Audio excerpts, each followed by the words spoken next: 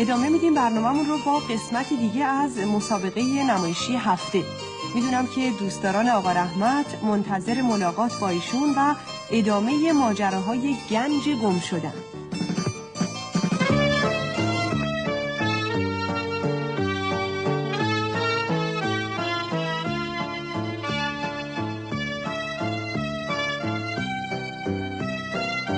مسابقه نمایشی هفته.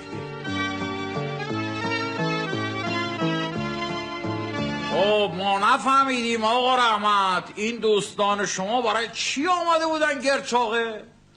مسلما واسه گردش و تفریح که نیامده بودن، چون گرچاقه تابستونا چیزی واسه تماشا نداره. وای به حال زمستونا. داداش معلم اجازه؟ بگی این پلنگولی گوشی ما رو گرفته تو دهنش مثل سقز میجوه. بشین با هم بشین پلنگولی. آقای احمد خان اینجا یادت برد برادر من هستی ها، تا آخر درس هیچ اجازه ای نیست. بله، اعداد مفرد که سرسلسله اونها یک می باشد عبارتند از هی جعفر قلی. بله. خب بگو ببینم اعداد مفرد کدوم هستند؟ اعداد فرد عبارتند از اعدادی که تنها هستند، یعنی فرد هستند.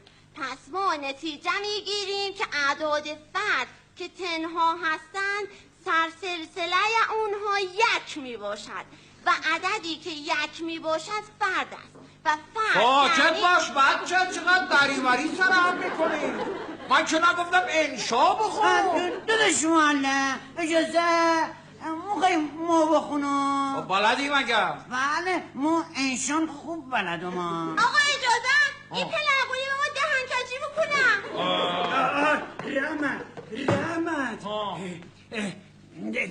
وقتی بیا بیرون سر آخور، وقتی بیا ببین یه گله آدم مچر ریختن تو گرچاقه. چی شده پدر؟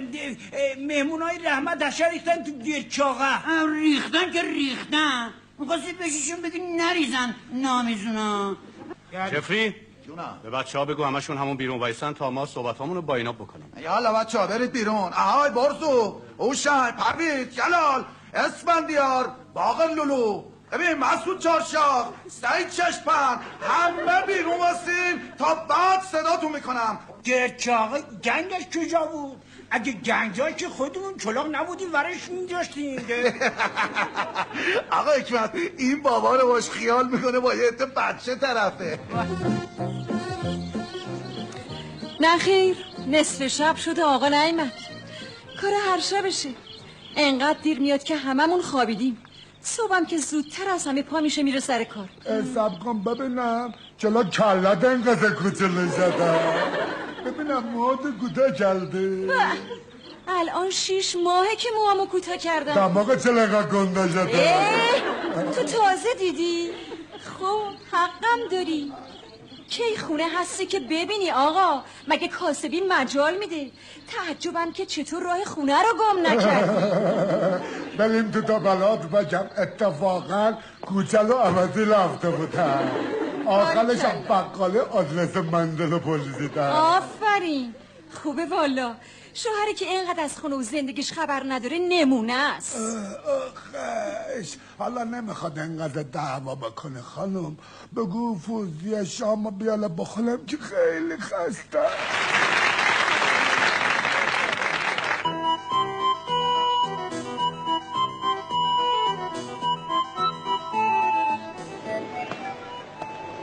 اوناهاش اون ور خیابونه بریم.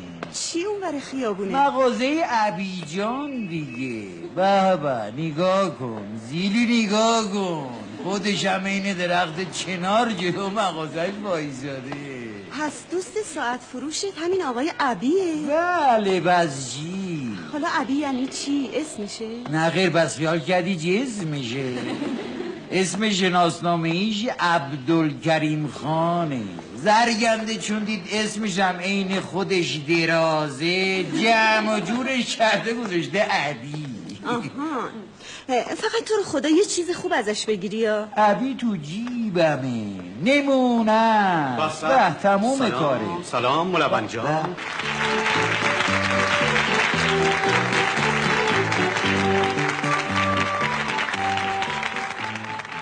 خیلی دوست داشتم که مجال بیشتری داشتیم، بیشتر در خدمتتون بودیم، حرفای قشنگتون رو بیشتر میشنیدیم. چه فایده؟ پارسال هم بهت مجال دادیم این قضیه پخش کردی هم از